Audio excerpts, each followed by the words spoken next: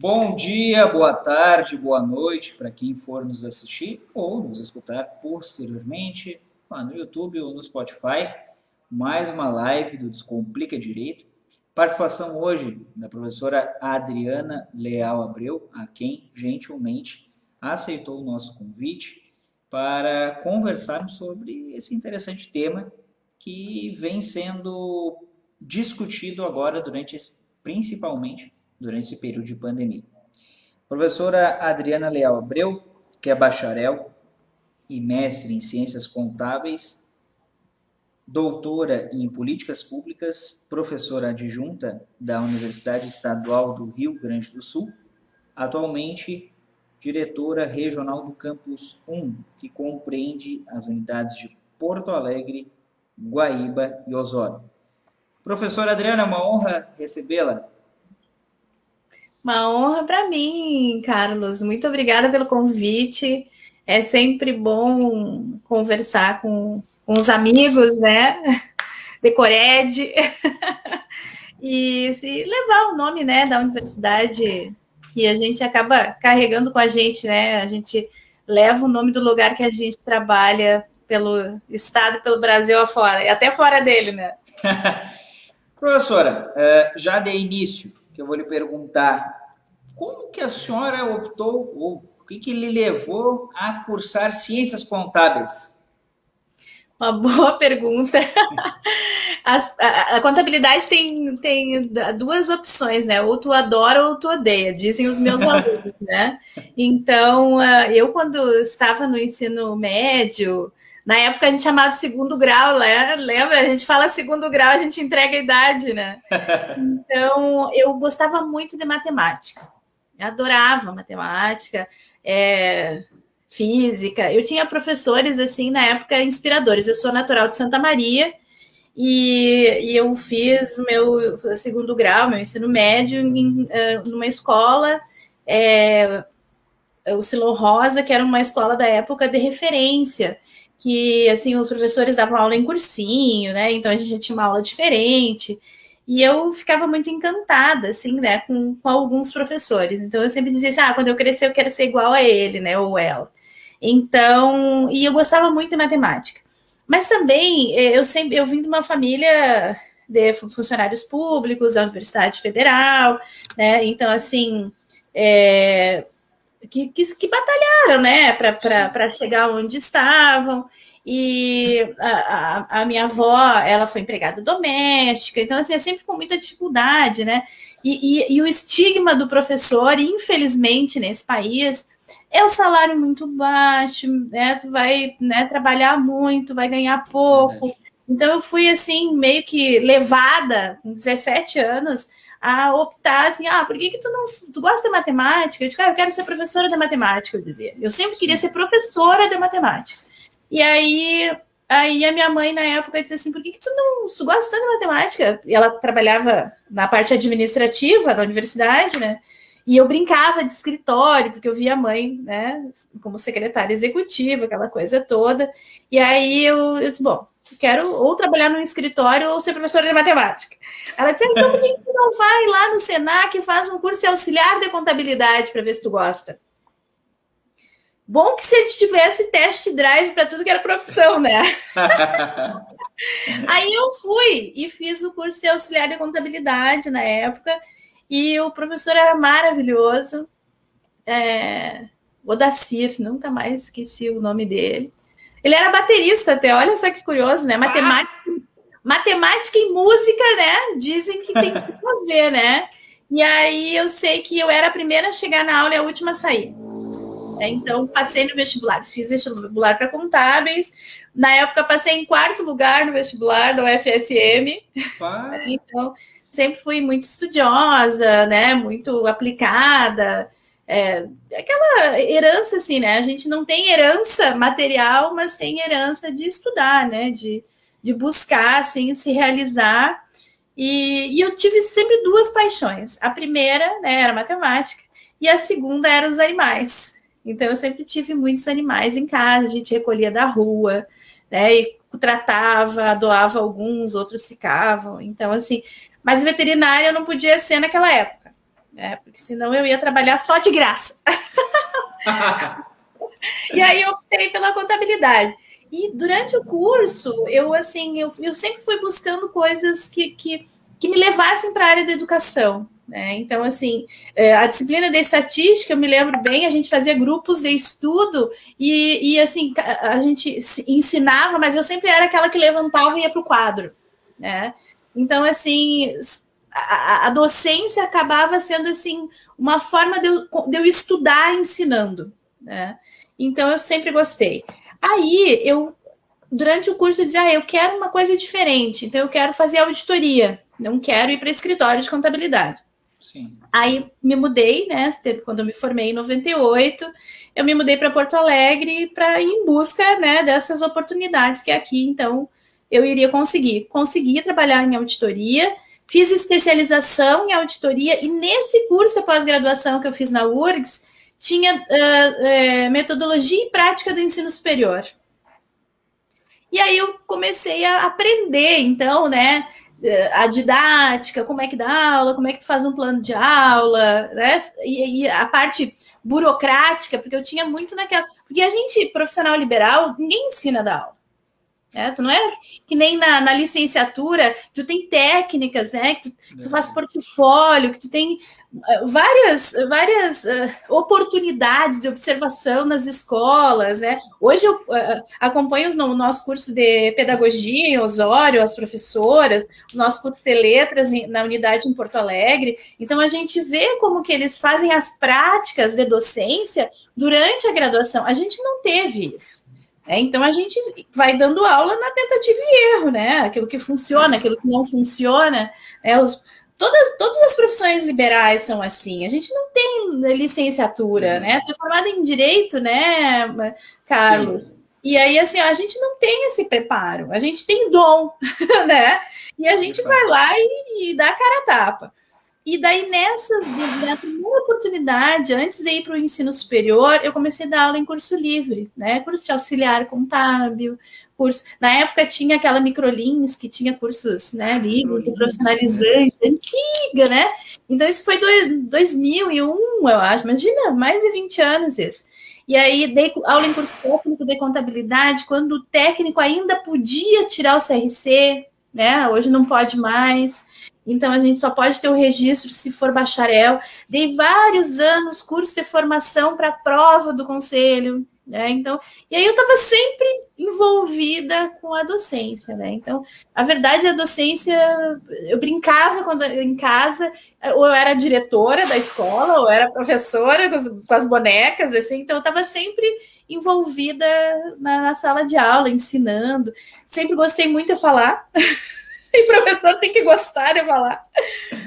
Então, e aí eu acho que eu me encontrei, assim, sabe? Eu faço o que eu gosto e ainda sou paga por isso, né? E como é que a senhora ingressou na UERGS? Na UERGS? Pois é, eu dei aula na Cezuca, em Cachoeirinha, antes da venda dela para um grupo agora que está no controle. Eu dei aula na FADERGS, antes da ESAD. Dei aula na FAPA antes de ser Uniriter, né? Então eu estava sempre indo nas faculdades. Aí saiu o edital do concurso em 2012, início de 2012, e eu acompanhei assim muito. Olha, na época eu não conhecia a UERGS, eu conhecia a UERGS do interior, né? Da fruticultura, da parte da agronomia, sabe? Aquela assim, os cursos de extensão rural, assim, sabe? Sim. Não a administração, né? Então, me espantou, porque eu pensei assim, bom, administração pública na UERGS, o que será que eles pedem, né? O que eles trabalham, né? Então, e participei do concurso. Olha, eu fui bem classificada na época, eu tirei segundo lugar no concurso. E em seguida fui chamada, porque sabe que esse processo demora um pouco, né? Sim. E aí eu comecei na UERGS, que eu fiz meu concurso, já foi para Porto Alegre. Né? Eu entrei como mestre na época, né? Eu fiz doutorado agora, recentemente, ano passado, em 2020. Então, e comecei a dar aula no curso de administração pública e administração sistema de serviço de saúde. Para mim foi um desafio, porque eu vim da iniciativa privada. né? Então, assim, eu vim trabalhando com empresário, né? Contabilidade societária, 6404, né? Lei das Sociedades por Ações. E aí passar para 4320, né? E a pública, Manual do Gestor Público, quer dizer, foi um processo de troca, né? Nesses últimos 7 anos, eu estou desde 2013, né? Quando eu fui chamada, em estudar a área pública, né? Em conhecer a área pública, em participar de todas as atividades relativas à área pública, né? E fiz uma especialização em contabilidade aplicada ao setor público para me qualificar, né? Um pouco mais nesse processo aí, porque eu acho que a gente, professores, tudo, os colegas assim, fazem doutorado, daqui a pouco já faz outra graduação, daí faz um pós, depois faz um pós-doutorado. A gente está sempre atrás do conhecimento, né? Ser professor, no primeiro momento, assim, tem que gostar de estudar, né? Eu acho que é o primeiro pré-requisito. Todo o resto tu aprende. Mas tu tem que gostar de estudar, gostar de se desenvolver. Eu brinco que no ensino superior a gente tem a oportunidade de se reinventar 2 vezes por ano, porque é semestral, né? Então, assim, tu não deu certo, o semestre que vem tu melhora, sabe? Então, tu começa de novo, estreia de novo e começa a melhorar a tua metodologia. Nossa, eu dou aula de contabilidade para administração, que é o terror da gurizada, né? Eles não gostam de contabilidade. Deus o livre fechar um balanço. Então, assim, eu já tenho possibilidade de tudo que é jeito que tu pode imaginar. Com um livro, com um manual, sem nada, sabe? Mandando eles pesquisar, né? Então, assim, cada semestre... professora, mas a gente nunca consegue aí, copiar as coisas do semestre anterior. Não, é difícil. Sempre se reinventando. Sempre se reinventando. Isso é bom. E nessa medida, a gente, então, colocando na pauta, olha só, políticas públicas tem tudo a ver com educação e tudo a ver com isso que a gente está enfrentando hoje e continua, que é a pandemia. Exato. Aí, para aqueles que estão nos assistindo e que têm interesse no tema, tem muitas pessoas que falam, a educação está lá na Constituição. Bom, a Constituição fala lá no artigo 205 sobre a educação sendo um direito de todos e dever do Estado, claro, da família também.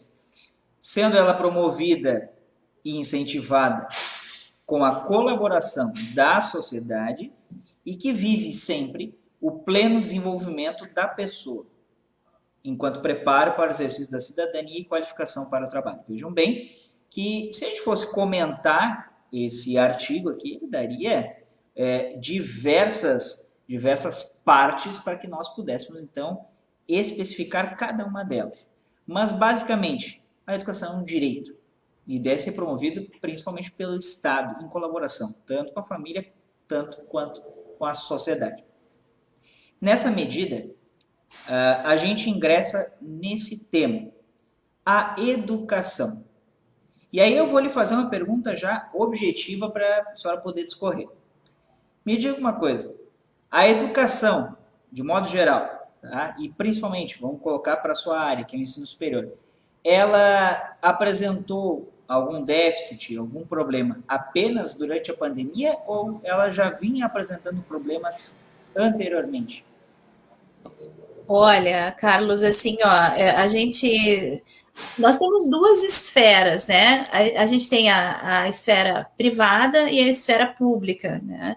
Então, assim, se a gente fala em estrutura, a esfera privada na educação superior, nós temos grandes universidades com grandes estruturas completas, né? Eu estou pensando assim, comparando com o que nós temos na UERGS, né? Por exemplo, nós vamos para uma grande universidade, nós temos laboratórios, incubadoras, salas, todas as salas, prédios novos, prédios próprios, né? Então, daí a gente olha para o que nós temos na UERGS, né? Uma universidade jovem, né? Uma universidade que começou lá em 2001 só, está fazendo 20 anos, né? Esse ano fez 20 anos. Então, assim, perto de outras aí que são, né, com mais idade do que nós, mas mesmo assim, nós estamos num processo de crescimento, né? Então, assim, eu posso dizer que o financiamento da educação sempre foi o calcanhar de Aquiles do ensino público, né? E não é só do ensino superior, a gente fala em todas as fases do ensino, né? Se a gente pensa no ensino público estadual, né? A gente vê escolas sucateadas, né? Escolas aí com problemas sérios de infraestrutura, professores com salários defasados, sem reajuste, sem incentivo, né? Perdendo direitos. Então a gente acompanha aí a educação básica sofrendo há anos, né? Assim, sangrando há anos. E aí a gente olha para o ensino público. Nós tivemos assim um crescimento em número de instituições com o advindo dos institutos federais, né? Que foi nós tivemos planos de incentivos às universidades federais, que foi o Reúne, que também injetou muitos recursos, mas agora, nesses últimos anos, o que acontece? Corte de orçamento, né? 30%, 40% corte orçamentário, isso é muita coisa, né? Então, assim, sem reajuste salarial, sem concurso público, né? Então, assim, professores se aposentam, falecem, né? E não tem reposição de pessoal, né? Então, assim, e como fica a estrutura, né? Quer dizer, o financiamento, né, o incentivo da educação, ele não foi só agora durante a pandemia que piorou, né? Sempre foi fraco, né? Nós tivemos alguns momentos bons, mas nunca foi uma constante. Nós não vemos a educação como uma política de Estado. Ela é sempre uma política de governo. E aí fica nas mãos do governo da vez. Né? Quer dizer, se o governo da vez acredita na educação, ele vai lá e incentiva. Se ele não acredita na educação, ele não fecha, mas também não melhora, não prejudica, mas também não melhora, né? E muitas vezes não melhorar é minguar. Né? Então, assim, e aí é muito ruim, né? Porque aí se a gente vai lá para o governo federal, que também nos afeta, né? Os editais de pesquisa, né? Então, assim, a gente não tem mais fomento, né? A CAPES está virada num problema sério, né? Agora nós temos aquele programa de formação de professores do PIBID que não está repassando recursos aos bolsistas, né? Então, assim, agora esses dias os nossos bolsistas do PIBID pararam, né? Porque não tem como se manter, né? As pessoas utilizam as bolsas para se manter na universidade. Né? Então, assim, sem incentivo. As bolsas de mestrado e doutorado.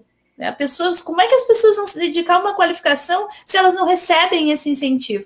E isso, nesse governo federal, vem impactando todos os níveis. Né? Até porque aquele professor da rede estadual que está fazendo mestrado, muitas vezes ele pede uma licença-interesse para poder se dedicar, não recebe aquele salário, mas ele depende de uma bolsa.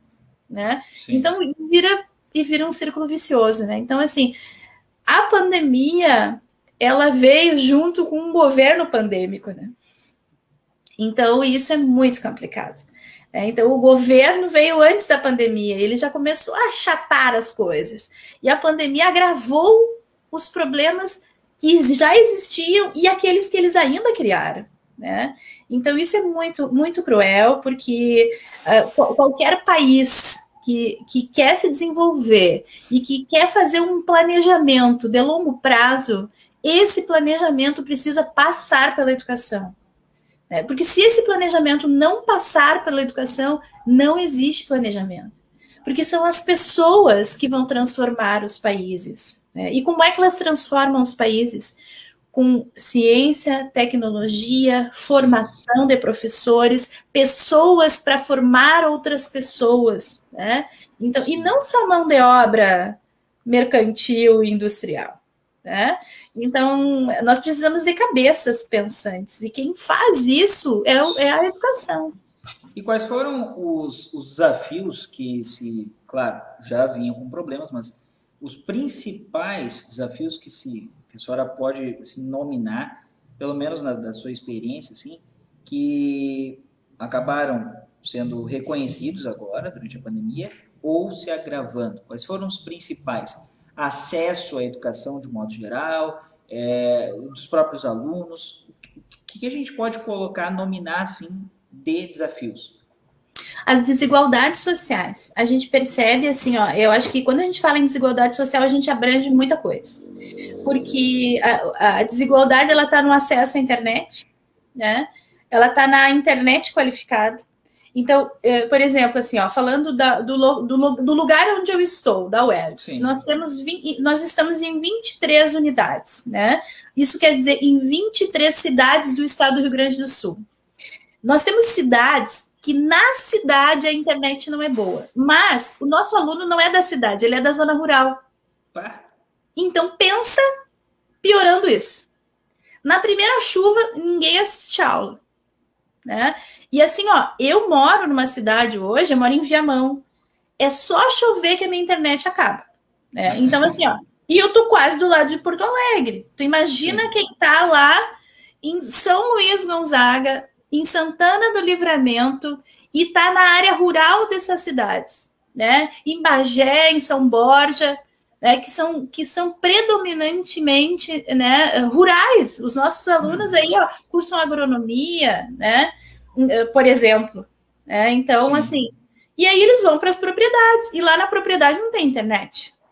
E a universidade está fechada, porque está em ensino remoto. Como é que ele vai ir para a unidade usar o computador da unidade? Porque como é que a gente vai pedir para os colegas abrirem a unidade e se exporem, né? Na época que não tinha vacina, não tinha nada, sabe? Então, assim, ó, as desigualdades foram aquilo que mais nos gritou, né? Mais nos saltou os olhos. Por quê?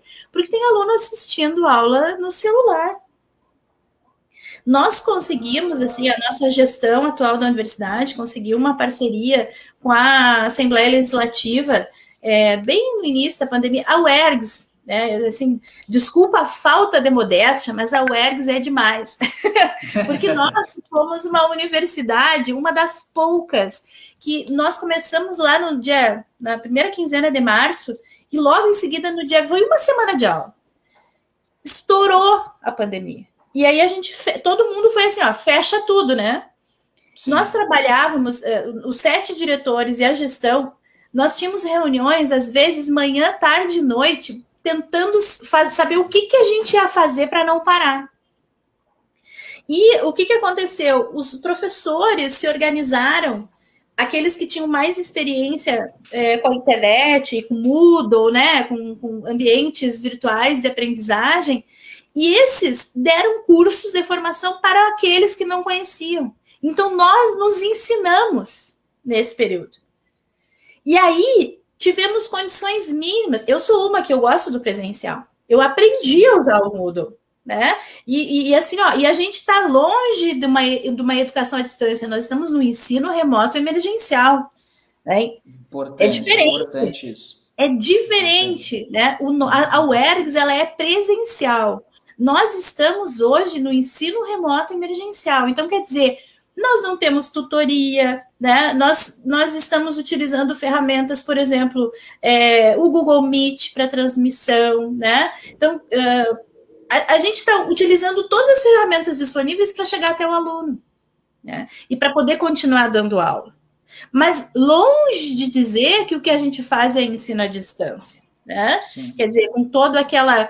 Eu já fiz curso à distância que, nossa, os ambientes assim, só faltavam falar sozinhos, né, com a gente. Eles é tão sofisticados, né? Não é isso que a gente faz, né? A gente procurou adaptar para que a gente pudesse chegar até o aluno. Então, quer dizer, professores aprenderam, alunos receberam curso também dentro da UERGS, um curso de formação no Moodle, né, para saber como é que eles acessavam o ambiente. A gente, de março até abril do ano passado, né, 2020, a gente correu que nem loucos para poder voltar. E nós conseguimos cumprir os semestres 2020/1/2, né, 2021/1 e agora /2. Nós não estamos atrasados. A única coisa que nós estamos atrasados são as disciplinas práticas, né? Então, que são aquelas de laboratório, por exemplo, na unidade de Porto Alegre a gente tem engenharia de bioprocesso e biotecnologia, que a gente não tinha laboratório onde nós estávamos instalados, e agora esse governo estadual vai nos efetivar a doação da antiga Cientec, então nós ganhamos toda a estrutura da Cientec, e aí agora, para o ano de 2022, a gente começa a, junto com as professoras e professores que dão essas aulas práticas, a ativar os laboratórios e retomar isso, né? Mas ainda estamos longe aí de uma situação de volta à normalidade. Mas a gente percebe isso, que o que mais se agravou foram as desigualdades. Nós temos alunos que não voltaram no ensino remoto. Isso que eu ia perguntar, a evasão foi muito alta? Olha, eu não. Hoje, assim, ó, tu me pega assim, desprevenido, eu não teria números para te dar, tá? Eu poderia, né, mas pesquisar. Empiricamente, assim. Olha, eu vejo assim, ó, que a evasão ela foi grande, e assim, talvez eu me arriscaria a dizer assim que sim, que aumentou, né? Que aumentou. A gente percebe assim turmas menores, né? Mesmo as ingressantes, algumas que começaram cheias, mas que ao longo do semestre as pessoas foram, né? Eu não consegui mais pagar a internet, eu perdi o emprego, né? Isso muito ano passado, tá? Então assim, eu não acompanhei o 2020/1 porque, aliás, 2021/1 porque eu tive Covid em janeiro, agora desse ano. Então, assim, eu fui hospitalizada, eu fui entubada, né? Então, assim, eu fiquei bem mal, e aí esse primeiro semestre eu acabei me afastando da sala de aula, né? Mas, assim, o que a gente percebe é que alunos foram contaminados, familiares foram contaminados. Então, quer dizer, assim, as pessoas que precisavam sair para trabalhar e acabavam se expondo sem vacina. Então, assim, aqueles que não tinham alternativa. E aí, isso sim, né? Então, quer dizer, a gente percebe o quanto a pandemia ela foi desigual. Né? Então, aqueles que podiam, né? E eu me sinto mesmo tendo pego a doença, né? Porque eu, como diretora, eu acabava saindo e indo nas unidades e fazendo atividades fora. Mas assim, eu me sinto privilegiada, né? Por ter podido depois me recuperar, ficar em casa, né? Retomar as aulas em casa. Mas e quem não pode? Né? A gente precisava de tecnologia, a universidade prestou computadores para quem precisava, né? Quem não estava adaptado, depois a gente teve que gastar, né? Investir. Mas e aquele aluno que não tinha condições porque perdeu o emprego? Né? Então, assim, a gente conseguiu essa parceria com a Assembleia Legislativa, a gestão doou chips, né? Com dados móveis, né? Para os alunos que não tinham condições, né? Mas mesmo assim, sabe? Não, só o celular não é suficiente, né? Agora também conseguiram uma quantidade X de computadores aí para doação. A universidade ela se importa, né? Mas ela também tem os passos pequenos, né? Não consegue atender a todos. Que precisam, né? Então, assim, é muito complicado, né? Então, assim, a gente percebe a desigualdade, né? Isso foi o principal, assim, que acertou em cheio as pessoas. Esse termo, né, desigualdade, e é um termo que já existia antes. Ele é um fator pré-existente à pandemia. Então, conforme a senhora colocou também, na verdade, as coisas só se agravaram, né? A gente consegue perceber isso. É claro que aqui a gente coloca de modo geral, mas vejam só, se no ensino superior já se verifica um problema desse tamanho, imagina no ensino básico, no ensino fundamental, não estou dizendo nem educação infantil, no ensino fundamental, o ensino médio, né? Olha a dificuldade que as pessoas estão enfrentando. E por quê? Porque também, obviamente, ninguém previu uma pandemia, é claro, mas e o incentivo à tecnologia? O incentivo, de fato, então, olha, eu não vou fazer ensino à distância, é um ensino remoto por hora, porque se fosse totalmente à distância, nem teria condições, né, professora? Fosse realmente à distância, As pessoas não teriam condições, porque não tem condições financeiras para custear uma internet, porque dados móveis, por mais que facilite, ele não é a forma correta de assistir uma live, por exemplo, porque consome demais. Uma aula, porque o vídeo é pesado, não adianta, o vídeo ele é pesado no sentido, para as pessoas que estão nos assistindo, porque ele consome muito do tráfego ali de informações, upload e download. Então, são situações que realmente a gente tem que parar para pensar e discutir para então o depois, porque o durante a gente está enfrentando agora. E com esse retorno gradual das aulas, até um ponto que eu vou lhe perguntar depois. Mas antes da gente continuar, tem duas pessoas que mandaram recados ali, e tem uma fã, ó, a Janete de Matos. Boa noite, Janete, obrigado. A Janete Boa noite, que Janete. faz parte do Cored. Isso. Hoje, representando a UERGS. Boa noite, Janete. Muito obrigado pela tua presença. A Marlene Gomes Colombo. Sim, concordo, Adriana. Naquele último ponto que eu estava falando sobre as dificuldades e tudo, só tava. Ó, a Janete mandou um oi também ali, ó. Oi, a Janete está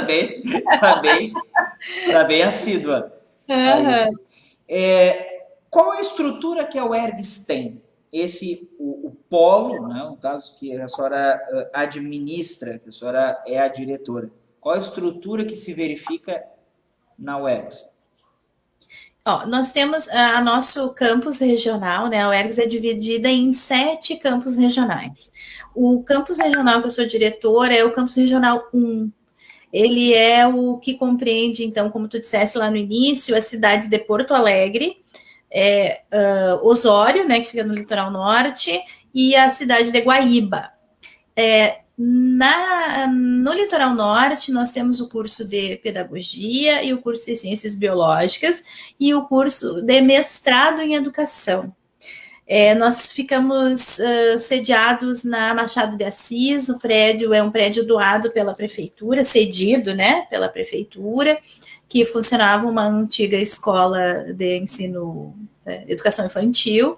E também na cidade de Osório, a UERGS ganhou um terreno para a construção da futura sede, né? Que também a gente sabe que a gente precisa de várias etapas para construir, né? O projeto executivo, depois o recurso para a construção, né? Para poder, primeiro, fazer com que esse projeto ele seja elegível, né? Para receber emendas parlamentares, para que a gente possa captar esse recurso para construir.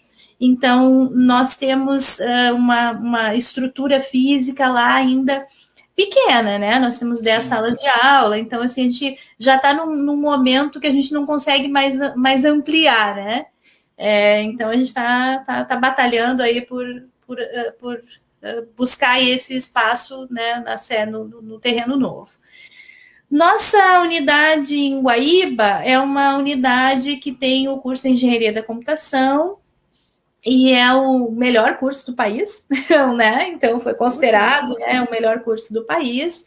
Os nossos alunos, muitos aí, já começam a trabalhar nos semestres já iniciais do curso, né? São alunos da área tecnológica, né? Então, são disputados, nós estamos numa estrutura ainda um pouco precária, uma estrutura que é parceria Prefeitura e DAER, estamos em tratativas com a Prefeitura para receber, né, esse local aí em doação. O prefeito atual está muito inclinado nos ajudar, fizemos algumas reuniões, né, então mas ainda é uma estrutura precária, né, provisória, porque nós não temos a dominialidade ainda, né? A UERGS sofre muito com essas questões de dominialidade, né, de modo geral, né?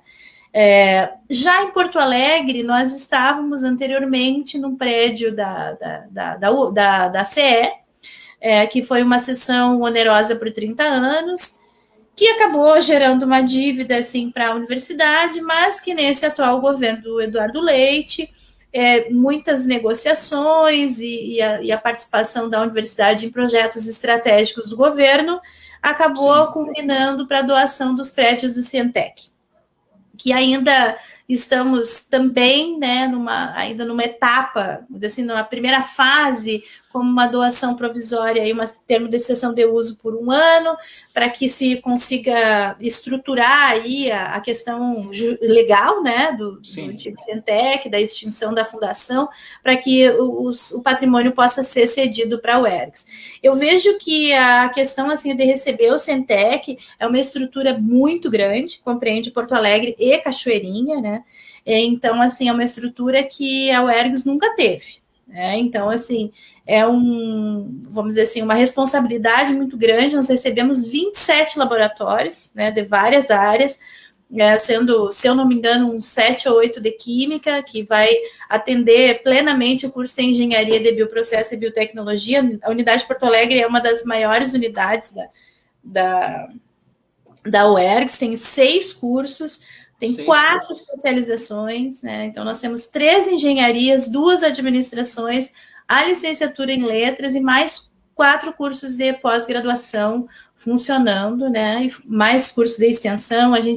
Eu sou lotada na unidade em Porto Alegre. A nossa unidade, durante algum tempo, ela fazia alguns projetos. Hoje, ela tem projetos em todas as áreas, né?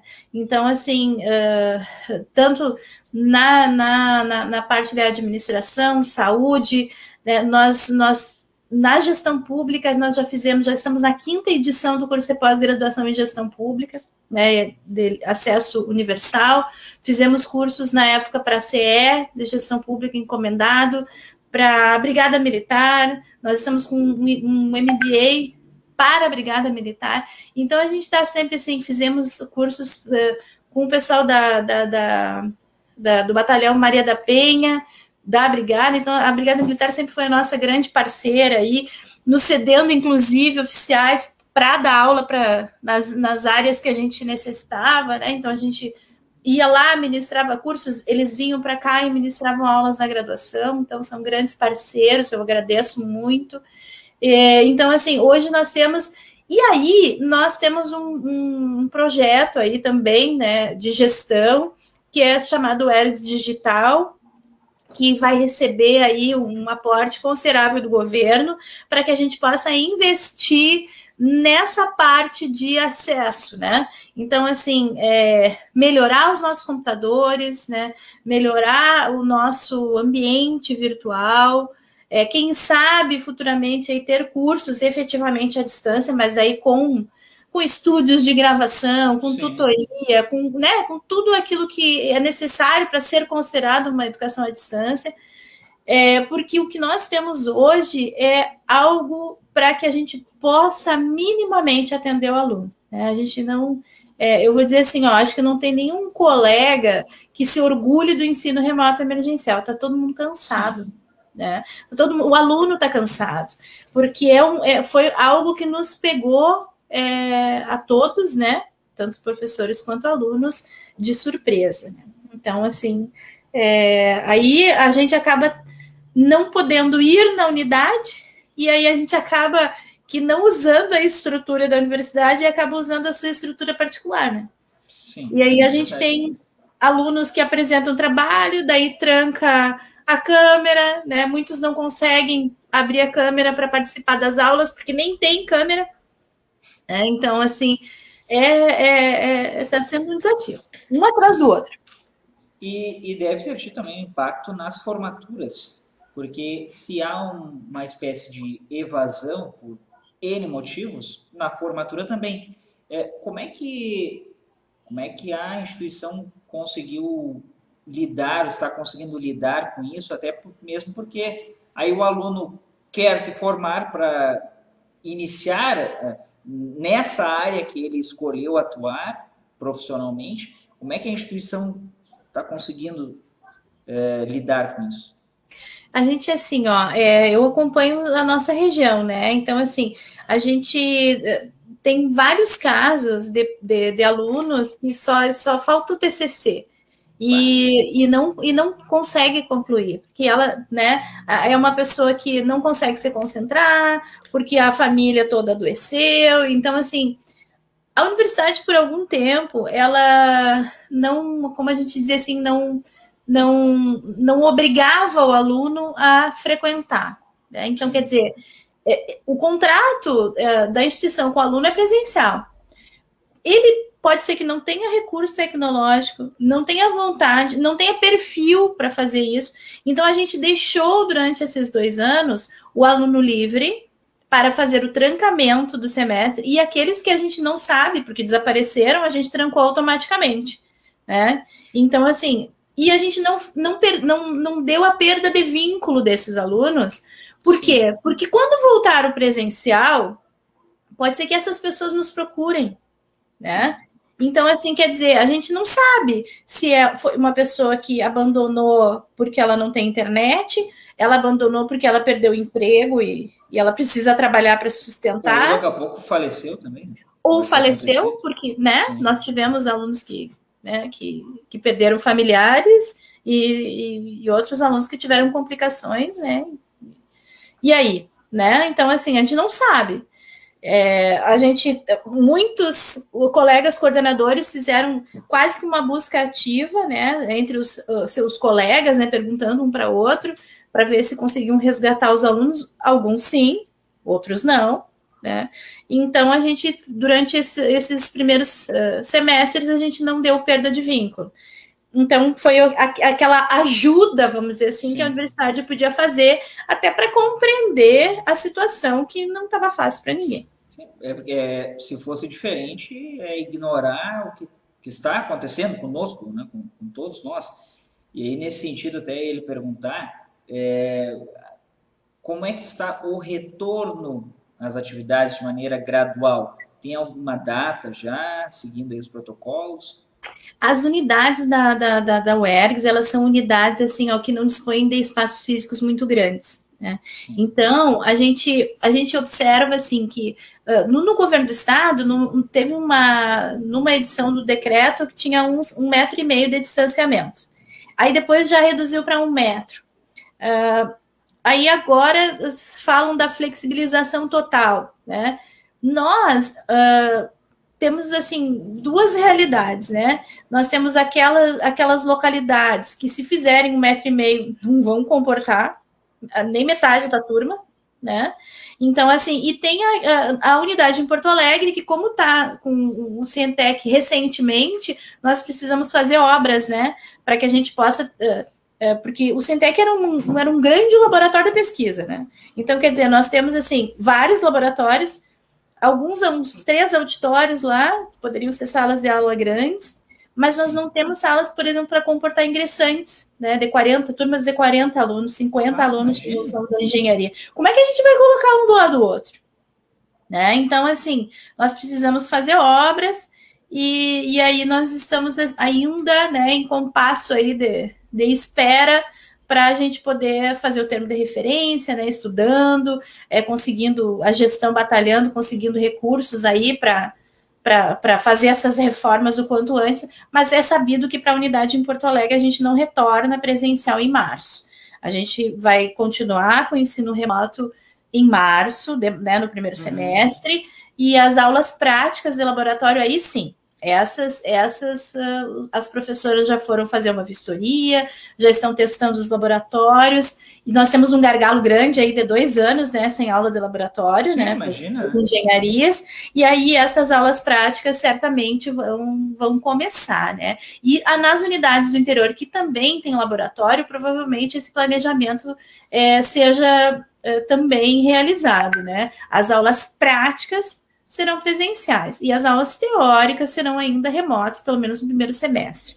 Até porque, né, Carlos, a gente está assim, com essa questão da Ômicron, né, da nova variante, já batendo a porta aí do nosso país, já assustando aí outros países, a gente está com a questão da dose de reforço, a questão da vacinação completa, que ainda não chegou no índice aceitável ainda, né? Então, assim, a gente, a cada reunião que a gente fala entre os diretores e a gestão, a pró-reitoria de ensino, a gente está, como acho que a maioria da população está, com muitas perguntas, né? Quer dizer, e se a gente volta e todo mundo adoece? né? Então, como nós temos a condição ainda de autonomia universitária pedagógica, né, nós Sim. podemos optar por medidas alternativas para garantir a segurança das pessoas, né? Então, assim, a gente, de certa forma, vai voltar com o ensino híbrido, né? Então, aquelas que ainda podem, né, aulas práticas e mesclar aulas teóricas com o ensino remoto ainda emergencial, para garantir um mínimo de segurança aí das pessoas. Mas claro que a gente sabe que lá para o segundo semestre a UERGS vai ter que retornar. Esperamos todos que estejamos num cenário sanitário melhor, né, com terceira dose, com imunização completa aí da totalidade da população, porque isso é muito importante, e que a universidade também ainda não emitiu nenhuma obrigatoriedade de vacinação. A gente, enquanto diretores, a gente já debate aí dizendo que isso seria muito importante, porque assim, eu não quero me vacinar. Bom, mas não quer se vacinar, mas não vai circular junto com os outros, sabe? Sim. É uma questão, tu tem liberdade de escolha, né? Então, assim, tem liberdade de escolha? Ok, mas eu estou vacinada, eu tomei as 2 doses e quero tomar a dose de reforço, por mim e por pessoas que vão conviver comigo, né? Porque a gente só vai conseguir tirar máscara, a gente só vai conseguir voltar, né, no mínimo de segurança possível, se a maioria tiver vacinado, né? Porque a gente... Assim como qualquer outra doença, lembra da H1N1, né? Sim. Então, depois as pessoas se vacinaram periodicamente. Tem pessoas que ainda adoecem de H1N1. Claro. Né? Então, quer dizer, mas ainda estamos protegidos, né? E nessa medida que eu vejo que há uma grande troca de informações entre as instituições, e eu não digo só do Rio Grande do Sul, sejam elas públicas ou privadas, mas de outros estados. Há de fato uma troca de informações, até mesmo de olha, o que está sendo feito aí no estado de vocês, nessa instituição, que a gente pode aplicar aqui, ou vice-versa. Há essa troca, essas ligações entre as instituições para então aprimorar cada vez mais, ou acaba ficando mais restrito realmente aqui ao estado? Não, existem muitos fóruns, né, Carlos? Quer dizer, assim, ó, eu trabalhei antes da direção regional na Pró-Reitoria de Extensão. A gente tem o Fórum ProEx, né, que é o Fórum de Pró-Reitores de Extensão. Nós temos o Fórum de Pró-Reitores de Administração, Fórum de Pró-Reitores de Ensino. Então, assim, ó, existem a própria ABRUEM, que é a Associação das Universidades Estaduais, né? Então, quer dizer, existe muita troca. Né, muita troca de informação, e cada fórum desses, os pró-reitores, reitores, gestores, acabam trocando experiências, né? Então, assim, a gente, nesse último momento aqui, agora, semana passada, a gente terminou o nosso plano de desenvolvimento institucional, e a gente recebeu informações de outras universidades que também estavam fazendo o seu plano de desenvolvimento institucional, foi convidado para fazer live. Quer dizer, a gente procura, dentro dos nossos grupos de pesquisa ou dentro dos cargos de gestão que a gente ocupa, dependendo da abrangência, né? Claro. O meu cargo é um cargo local, né? Ele é um pouco mais restrito, mas a gente tem um conselho consultivo regional que acaba trazendo as pessoas dos Coredes, né, os reitores dos institutos federais, que são da região, né, então, assim, os prefeitos, né, dos próprios associações municipais. Então, a gente acaba que dentro, cada um na sua esfera aí, trocando experiências, sim, né. Então, assim, a gente entende, enquanto universidade, que a gente vai proteger, né, até onde a gente puder, o nosso corpo técnico, né, de professores, né, então, os nossos alunos, todas as pessoas, a nossa comunidade acadêmica. Enquanto a gente puder fazer essa proteção, a gente vai fazer, né, até que a gente possa ter segurança na pandemia. E uma outra coisa curiosa, né, a gente precisa, por exemplo, né, entre um turno e outro, nós precisamos higienizar toda a sala, né? Mas a gente não tem pessoal para fazer isso. Como é que a gente vai fazer? Também. Sabe? E nós não ganhamos recursos extras para fazer isso, né? Então, assim, ó, nós precisamos dar conta, mas nós não ganhamos esse recurso extra para dar conta. Né? Então, quer dizer, se a gente não consegue fazer isso, bom, então é melhor a gente deixar as pessoas em casa para que a gente não exponha ninguém. Né? Então, eu vejo. Tá todo mundo querendo voltar, né? Mas assim, claro. Será que voltar de qualquer jeito compensa? Logo que as escolas de ensino médio e fundamental abriram, quantas escolas tiveram que fechar as portas porque deu surto de Covid em professores e alunos? Então, valeu a pena? E esse professor que ele tá, olha como é interessante e acaba fazendo parte de um grande círculo, realmente, não é nem um ciclo, não, é um círculo. Aquele professor que, às vezes, é do ensino fundamental ou da educação básica, ali, do caso do ensino médio, ele também está aí na universidade. Como a senhora referiu. Também está na universidade. Aí ele vai desfalcar. Ele está no mestrado, ou ele mesmo, ele pode até não estar cursando mestrado, mas ele é o professor, vamos supor, ele é o professor da universidade. Aí ele vai desfalcar a universidade e vai desfalcar também a escola. Que é algo que é interessante, é por isso que está aqui esse debate, ele não é por acaso. A professora Adriana coloca a sua experiência enquanto gestora, porque é gestora de uma unidade, e também porque estuda sobre a situação, que é a política pública. As políticas públicas voltadas a essa área, por exemplo. Então, se essa pessoa ela vai desfalcar naquela área, ela também vai acabar impactando em outro lugar. Exatamente. E esse retorno a qualquer preço, a qualquer custo, é claro que isso é interessante, a gente tem que se sensibilizar disso. A senhora colocou muito bem. Tem pessoas que não têm perfil para o ensino à distância. É lógico, é óbvio, nem todo mundo tem esse perfil. Seja porque não domina a tecnologia, isso não são só pessoas mais velhas, pessoas mais novas que não conseguem compreender direito como funciona, ou não conseguem ter atenção, ou não conseguem ter um plano de aprendizagem, um plano de aprendizado, né? Olha, eu vou estudar tantas horas por dia, eu vou assistir às aulas, tranquilo. Só que essa sensibilidade que é importante.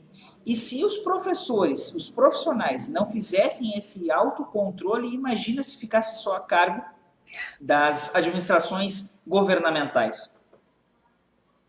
Será que a gente não teria piorado os índices? Né? Sim. Sim, verdade. Porque o sistema educacional ele movimenta muita gente. É só você observar o trânsito quando é época de férias escolares e o trânsito quando não é época de férias escolares. Então, olha a quantidade de gente que circula por causa da educação. Sejam empregados da educação, né, professores e técnicos, sejam usuários, alunos. Né? Então, quer dizer, é o nosso objetivo, né, que é o aluno. Então, quer dizer, é muita gente que circula. Né? Bom, então, assim, naquela primeira fase, né, a senhora lembra que naquela primeira fase de lockdown, assim, mais forte, porque não foi completo, foi mais forte, o que nós identificamos? Uma diminuição de veículos nas ruas, assim, consequentemente, de pessoas. Por quê? Porque as escolas estão fechadas. As universidades, as faculdades estavam fechadas. Né? Então, quando as pessoas manifestam, eu até acho que agora, não me parece, por conta das flexibilizações, que as pessoas estejam com esse pensamento assim tão rigoroso. Não, tem que voltar. Mas até pouco tempo, esse era um discurso que a nível nacional se fazia. Mas, veja bem, se para um adulto já é difícil usar máscara, já é difícil ele lembrar de higienizar as mãos, de não tocar na máscara, de falar à distância, imagina para crianças e adolescentes. E aí, nesse ponto que eu até queria tocar, embora não seja muito da sua atuação, mas qual é a percepção que a senhora tem, até conversando com outros profissionais, se realmente a gente, enquanto Estado e país, tem estrutura para suportar todo esse regramento sanitário e esse retorno que se coloca assim, retorno às A aulas. questão não é nem estrutural, né, Carlos? A questão é cultural. Cultural. A nossa questão não é estrutural, né? Ela é, de certo modo, nas instituições, né, de ensino, que precisam ter mecanismos de controle, de higienização, de protocolos, né? Os COIs locais, né, que são os comitês de orientação, né? Então, assim, a gente é cobrado, né, institucionalmente. Mas se nós olharmos da janela para fora, a gente não tem cultura de proteção. Então, assim, é só olhar o gasômetro no final de semana, para quem é daqui de Porto Alegre, é lotado de gente sem máscara. Ah, estão ao ar livre, sim, mas se um espirra lá, vem o vento e já era, né? É ou não é? Quer dizer, não é porque eu estou ao ar livre que eu vou ficar sem máscara, né? Então, assim, não sei se aquela pessoa estava vacinada, né? Então, eu estou vacinada, ok, eu posso não ir mais para a UTI, mas eu posso adoecer. Né? Nenhuma vacina é 100%. Nenhuma. Né? Ainda mais essas que foram aí feitas de maneira emergencial, elas estão se aprimorando, né? Por isso, dose de reforço, por isso, os cuidados ainda, né? Então, assim, a nossa cultura é uma cultura displicente com a saúde. Né? Então, assim, se a gente for ver, eu perguntei até para uma professora que fez o seu mestrado, doutorado no Japão, eu disse, olha que curioso, né? Os japoneses, antes da pandemia, já usavam máscara. Né? Eu disse, mas por quê? Por que eles usam máscaras? Porque eles se preocupam com os outros, não só com eles. É cultural. Então, quer dizer, se eu tô com algum sintoma gripal, eu já boto máscara para não sair espalhando para todo mundo. Onde é que a gente já fez isso aqui no Brasil? No Rio Grande do Sul, que no inverno tá todo mundo pesteado, como a gente diz lá em Santa Maria, né? Então, assim, todo mundo gripado e ninguém. E aí tu vai num ônibus, né? Num ônibus coletivo, aí todo mundo de janela fechada, espirrando, né? Agora que, né? Quantos ônibus não podiam nem abrir as janelas porque tinham ar-condicionado, né? Que as janelas não eram possíveis de ser abertas. Então, assim, o nosso problema, eu vejo as instituições não têm estrutura, sobretudo as públicas, são poucas as que têm. Né? A gente pode ver a Universidade Federal aí ainda não voltou, né? É uma universidade grande. Né? Verdade. E está ainda recentemente noticiou aí que vai estar cogitando voltar de forma híbrida, né? Mas ainda não... Parece que em janeiro, né? Talvez com 50% dos funcionários. Então, assim, o setor público, em geral, é o que mais sofre por falta de recursos, né? E da estrutura. Mas na grande população é cultural. Né? Então, assim, na primeira oportunidade eu tiro a máscara, né? Na primeira oportunidade eu descuido. De fato. E tem algum recurso público que advenha do governo federal mesmo para a universidade estadual? Tem algum tipo de suporte e que isso acabou sendo também impactado? Tem algum ou é apenas estadual? É que assim, os recursos federais, eles acabam se confundindo um pouco, porque as nossas emendas parlamentares, né, por exemplo, nós recebemos também de deputados federais, né, então, assim, que são recursos, né, do orçamento federal, né. Eu agora não saberia te dizer, assim, de memória, o que poderia, além disso, vir, né, mas esse é o mais comum que vinha. E, assim, a gente acabou que vendo, por exemplo, né, se a gente for pensar em recursos do Estado, da consulta popular, algumas coisas não vieram porque foram destinadas para a saúde, né? Então, assim, a gente acabou, não só para nós, mas outras instituições, né, que não receberam a totalidade dos recursos por causa dessa situação emergencial da saúde. Mas a gente vê que as emendas são as que mais a gente recebe aí de recursos federais, né? Pelo menos as que eu tenho notícia, né?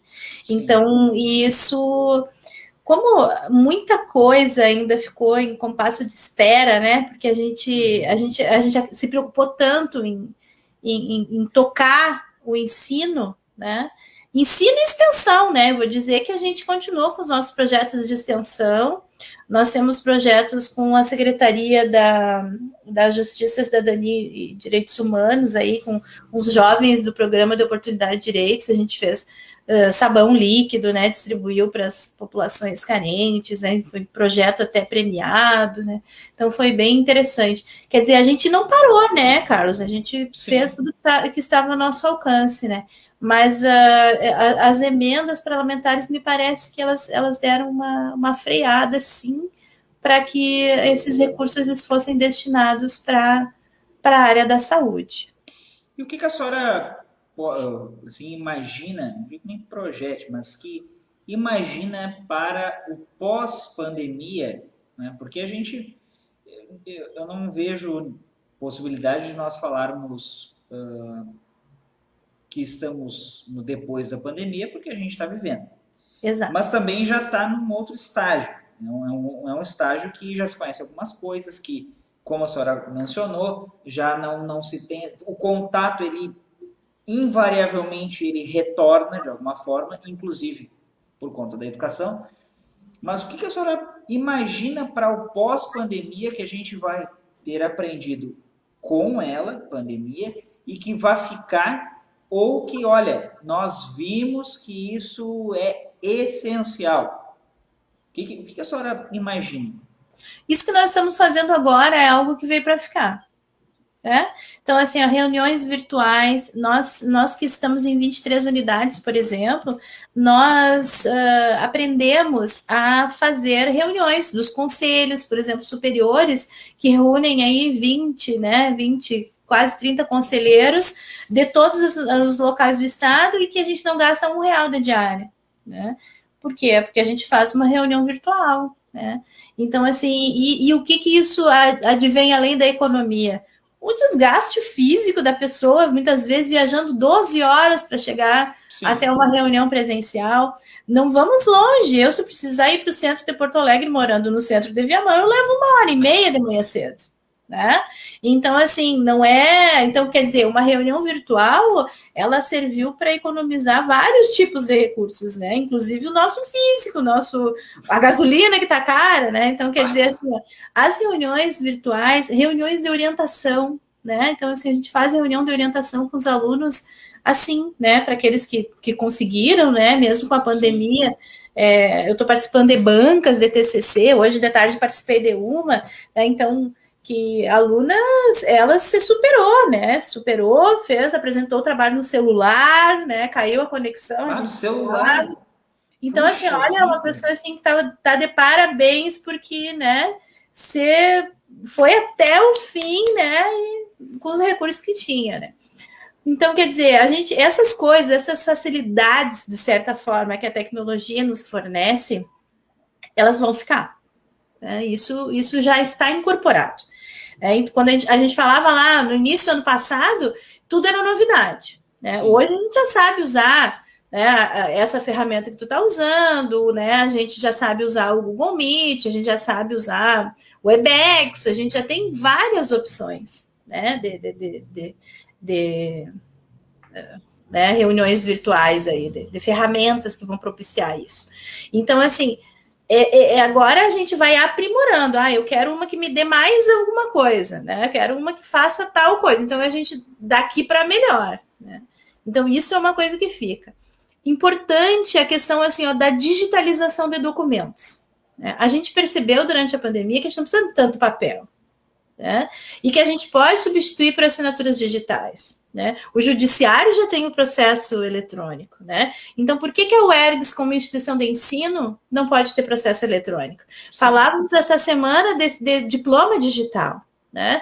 Então, estamos aprovando recursos orçamentários para fornecer diplomas digitais. Quer dizer, isso pensando em assinatura digital, certificada. Né? Então, assim, essa questão da tecnologia... que economia, que é bom para tudo, né? Bom para as pessoas, bom para o bolso, bom para o meio ambiente, né? Economiza papel, economiza árvores. Então, eu vejo que essas coisas já mudaram, elas não voltam lá atrás, né? Então, são melhorias que depois que a gente sabe que tem, a gente acostuma com o bom, né? A gente nunca acostuma com o ruim, né? Então, e essas coisas são boas, são facilidades, né? São facilidades que vieram para ficar. E dentro dessa perspectiva, a aceitação... Desculpa, Carlos, eu só queria complementar. O ensino presencial não vai acabar. Isso é importante que se diga, né? Porque a gente acha, assim, algumas pessoas assim, porque agora vai ser tudo EAD, não vai mais ter presencial. Não é verdade, né? Então, quer dizer, eu tenho um livro digital, o livro em papel acabou? Não acabou e não vai acabar, né? Então, assim, mas diminuiu, tudo vai diminuir, né? Mas, assim, acabar não vai, né? Então, a gente não vai virar uma grande EAD pelo mundo. Inclusive, eu vou mandar aqui uma saudação ao Marcelo Reis, que a senhora conhece, também presidente do Cored. A gente estava conversando hoje de manhã sobre essa situação, né? Sobre EAD em muitas instituições, e hoje, até inclusive com a autorização do MEC, em que o ensino do direito seja em AD, né? Impacta bastante. Mas é curioso, essa diferenciação que a senhora fez entre ensino remoto temporário e ensino EAD, ele realmente tem diferença. Porque o contato do professor, a identificação do professor com o aluno, muitas vezes é o que dá suporte e motivação para que ele continue. Olha essa aluna, que a senhora mencionou, que superou tudo e foi apresentar para o celular. Mas a orientadora dela conhece ela, acompanhou. Por quê? Porque não é um ensino totalmente à distância. Agora, no ensino totalmente à distância, esse contato de saber quem é fulano, quem é ciclano, não existe. Não existe porque o aluno, ele é um usuário. Ele é o usuário 1, 2, 3, 4, 5, 6, 7, 9, e não é o Carlos Eduardo, a Adriana. Então, essa situação é que entra dentro dessa perspectiva que a senhora colocou. Facilita? Óbvio, facilita, mas não vai substituir. Ou seja, totalmente presencial, ou seja, híbrido. Não vai substituir. Porque ainda assim a gente precisa do contato entre as pessoas para que elas se sintam motivadas, identificadas com a instituição. Eu tenho certeza que as pessoas que escolhem a UERGS e que continuam batalhando, seja da forma que for, elas se identificam com a instituição. Elas se sentem acolhidas, pela diretora, pela Adriana, que conhece a realidade, do campus em si e de cada uma das unidades. Então, isso também é interessante colocar para as pessoas. O vestibular, uma pergunta que eu ia fazer. Tem sido feito? Ele vai ser feito? Foi suspenso por hora? Como é que está acontecendo isso? Nós não temos mais vestibular, o nosso ingresso é pelo SISU, né? Então, assim, é pelo SISU, então pela nota do Enem, né? Então, quer dizer, nós tivemos ingresso agora no segundo semestre, né? Então, nós tivemos o primeiro semestre de 2020 transportado para agosto, né? Por causa do atraso do SISU desse ano. Então, aí nós tivemos ingresso, e agora em março nós vamos ter ingresso de novo, né? Então, quer dizer, a gente continua com os ingressos. A gente, claro, nós, assim, maduramente, né, fizemos um rearranjo em várias unidades, que com a pandemia... nós precisamos, para alguns cursos, diminuir algumas vagas, até para não... Porque como coincidiu 2 ingressos muito próximos, eu tenho 2 primeiros semestres muito próximos. E como a UERJ sofre aí com falta de professores, né? Então, a gente acaba tendo que fazer uma reinvenção aí, né? Um rearranjo para algumas unidades aí para poder... comportar, né, novos alunos aí com 2 ingressos muito próximos. Na unidade em Porto Alegre, a gente tem, assim, mantemos o nosso número de vagas, né? Até porque nós temos, como é na capital, né? Então tem uma série de fatores diferentes, assim, a gente acaba tendo muita procura, né? Então a gente optou por manter o número de vagas e fazer um esforço, né? Replicando o primeiro semestre aí para março, para dar conta aí e não ofertar menos vagas, né? Aqui já que é a capital do estado, e porque nós temos toda essa questão do Cientec aí, então a gente não, os nossos colegiados de curso optaram por ofertar vagas cheias, né? Então, mas a gente não tem vestibular a tempo, né? Então, mas o nosso ingresso ainda está regular, né? Regular. E agora, saindo desse tema especificamente, quero lhe perguntar, durante o seu período já de tempo na docência, a senhora tem alguma história em que a pessoa veio, conversou com a senhora, olha, professora Adriana, a sua fala me impactou de tal forma, eu passei a fazer isso, me ajudou profissionalmente, ou alguém já formado veio conversar com a senhora e, olha, aquilo realmente mudou a minha vida? Olha, eu vou dizer uma coisa assim, ó, eu sou professora de primeiro semestre, né? Então, primeiro e segundo semestre. Eu vejo o pessoal entrando na faculdade. E aí, hoje eu fui banca, né? Não fui a orientadora, mas fui banca de uma aluna que eu vi, né, entrar no primeiro semestre. E aí, quando eu disse para ela assim, pois é, né? Que honra eu estar aqui na tua banca, porque eu comecei te vendo no primeiro dia dela. Ela começou a chorar. Então, essas coisas assim, ó, que aquecem o coração da gente, né? Sim. Eu tenho alguns alunos, que bom, né? Que dizem, professora, até aquele xingão me inspirou. Porque eu tenho fama de ser braba na faculdade, né? Assim, porque eu sou... quem me conhece fora da sala de aula acha que não, capaz, eu sou séria, né? Eu sou professora de contabilidade, então não tem muito espaço para brincadeira, assim, né? É meio sisudo o negócio, custos também, né? E como custo tem muito conteúdo, então não dá muito tempo para brincar, então as pessoas acham que eu sou braba, né? Enfim, eu tenho fama de má, né? E aí, mas mesmo assim, eu tenho alguns ex-alunos, né, que hoje são meus grandes amigos, né, pessoas assim que eu convivo, que moram no meu coração e que ficaram amigos mesmo, né? Então, assim, eu sou uma pessoa assim que quem me conhece sabe, né, que por fora, assim, pode ser uma casca grossa, mas que eu tô sempre ajudando e sou parceira, né, então, assim, e eu sempre digo assim, contabilidade é fácil, né, não esquentem a cabeça, né, tento desmistificar um pouco, mas eles não acreditam, eles acham que é difícil, assim como o direito, né, Carlos? É verdade. Todo mundo acha que é difícil.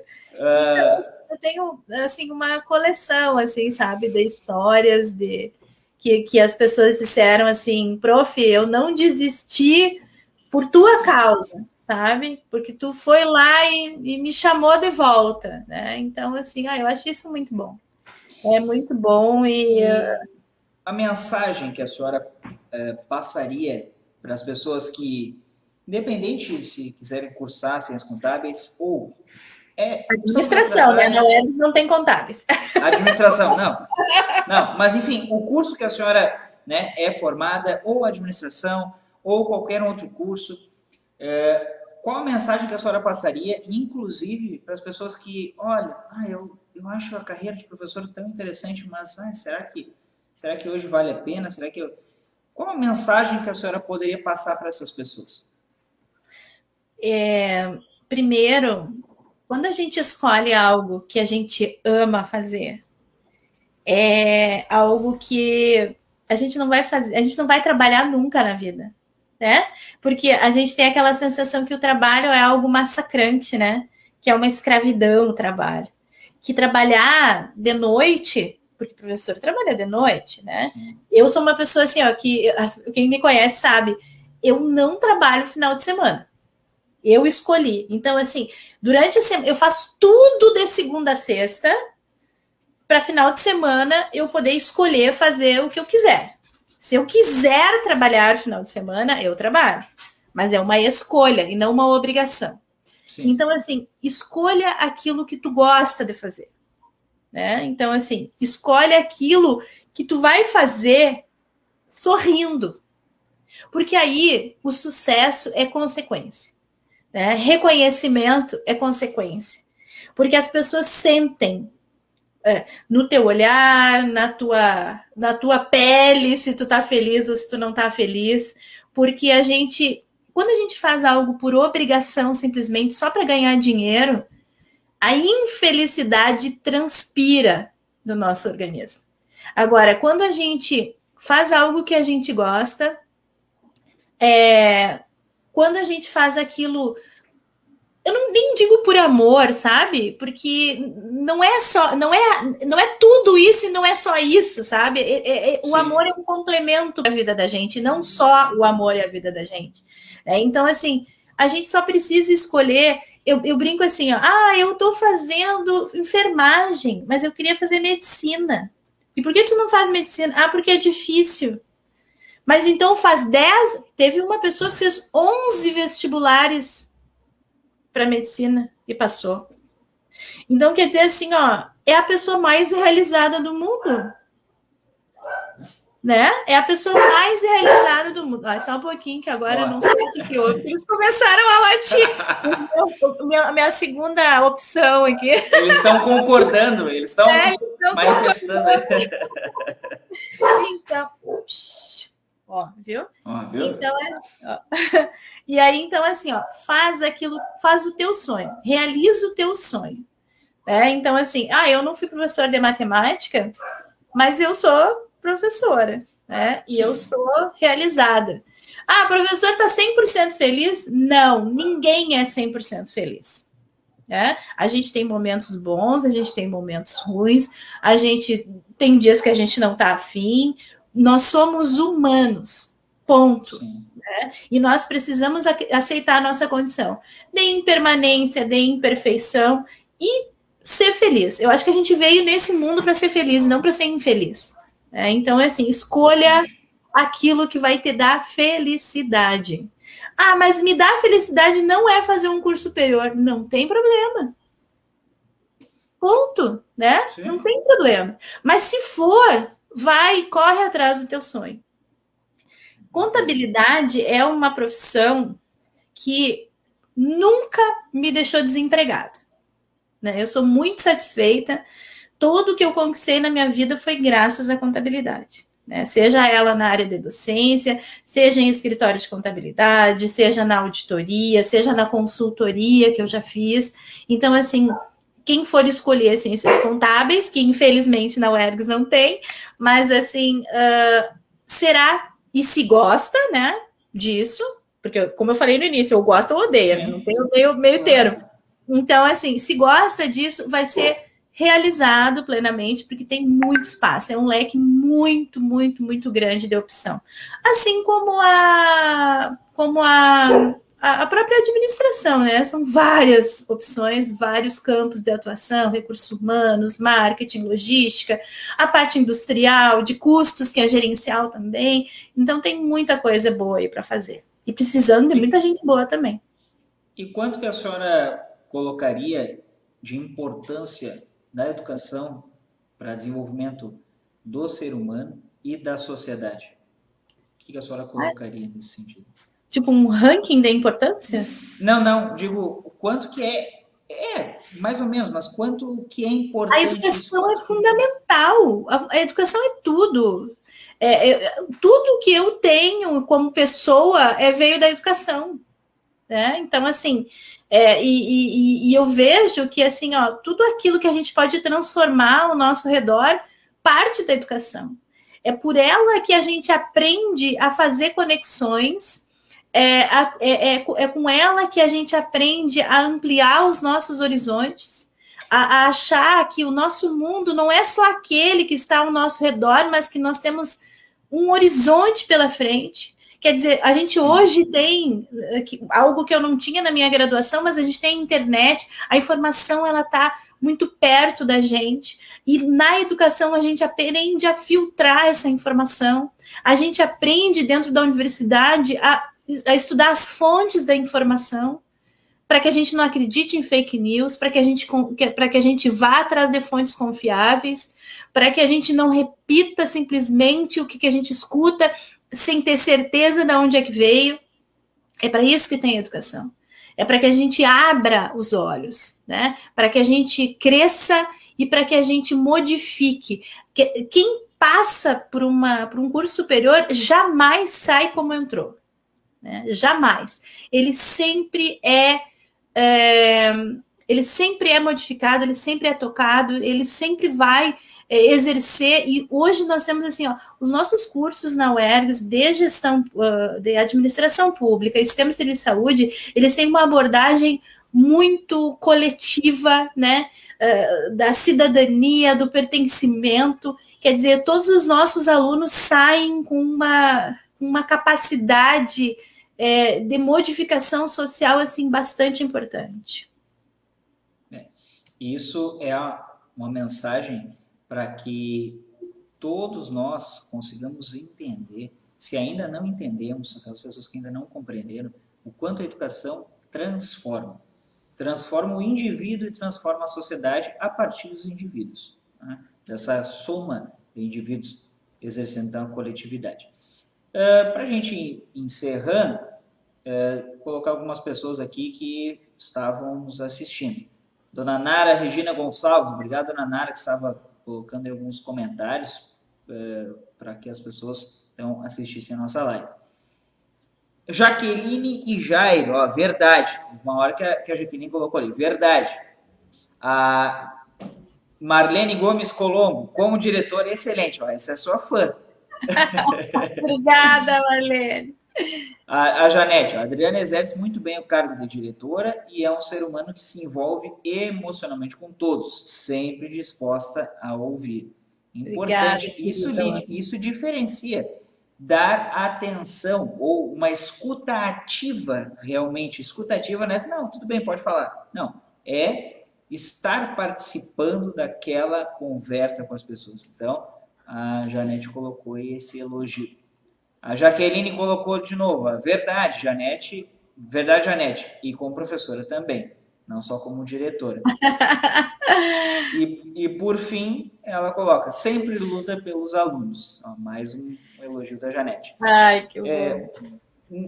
Professora, considerações finais para a gente encerrar nosso papo, que é excelente, mas deixamos para uma próxima oportunidade que com certeza terá. Ai, que bom. Olha, Carlos, muito obrigada por eu poder participar aqui contigo, adorei também, que bom ver aí a Jaque, né, Jaque, participando, a Janete, a Marlene, Nara, muito obrigada pelos comentários, né, eu fico lisonjeada, até um pouco sem jeito, a gente quando é elogiado, a gente fica meio assim, né, mas bem...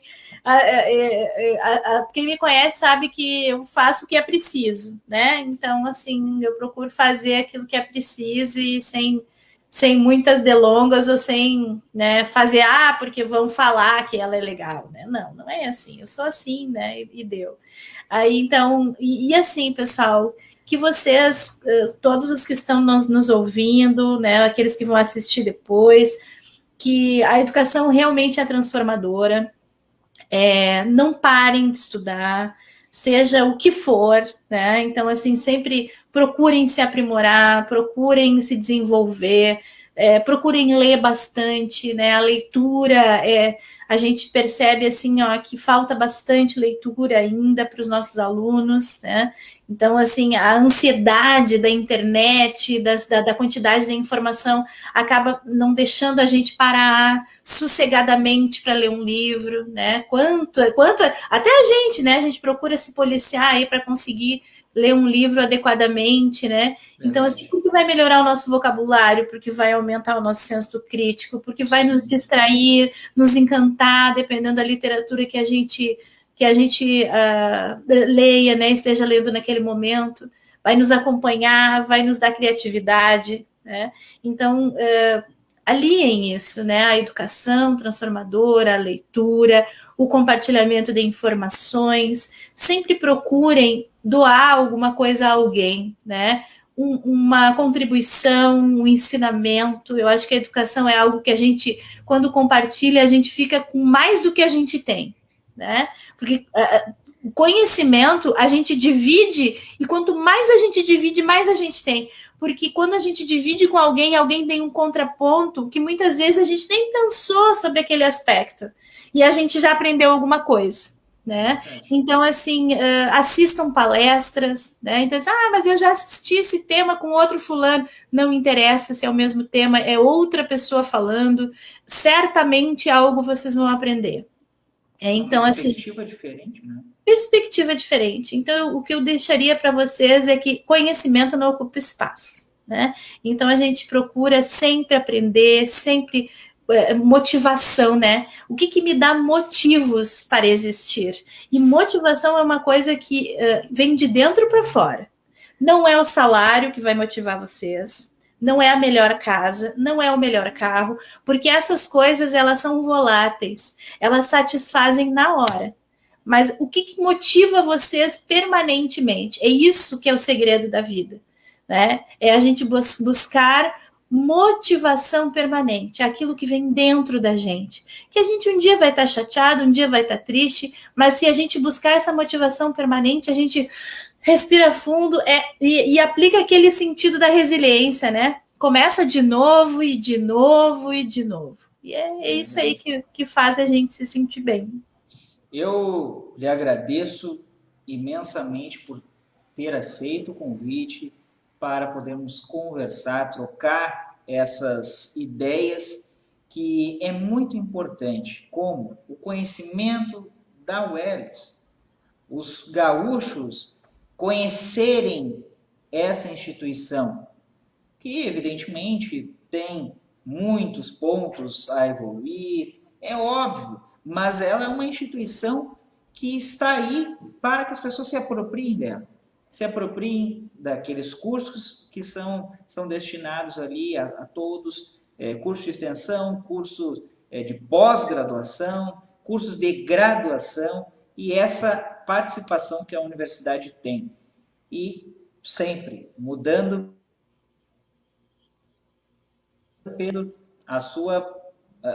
sendo o fator primordial de mudança na vida das pessoas. Então, eu lhe agradeço imensamente por ter aceito o convite e nós podemos conversar sobre esse tema. A todos que estavam nos assistindo e que vão nos assistir, muito obrigado pela tua participação e a tua atenção. E não esqueça, essa live estará disponível depois lá no Descomplica Direito, no YouTube, em formato podcast, no Spotify, em outros canais de áudio e música. E não se esqueçam de nos seguir também lá no @DescomplicaDireito01 no Instagram. Beleza, pessoal? Um abraço, professora, e até mais. Tchau, tchau. Obrigada.